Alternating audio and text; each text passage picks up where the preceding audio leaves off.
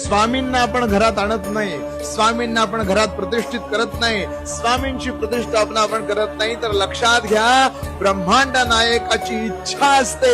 स्वामी समर्थ महाराजांची ज्यांना आपण परब्रह्म म्हणतो त्या भगवंताची इच्छा असते, म्हणून या सगळ्या गोष्टी होतात. महाराजांचं लक्ष असतंय म्हणून आपण त्यांची सेवा करू शकतो. महाराजांची इच्छा असते म्हणून आपण त्यांना देवाऱ्यात बसवू शकतो.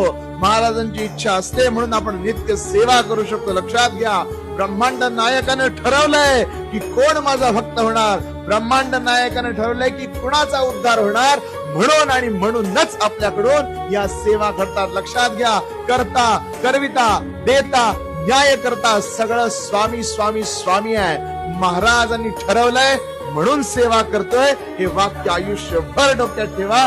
कधीही गर्व, कधी ईर्षा, कधी दंभ मनात येऊन स्वतःची सेवा वाया जाणार नाही. श्री स्वामी.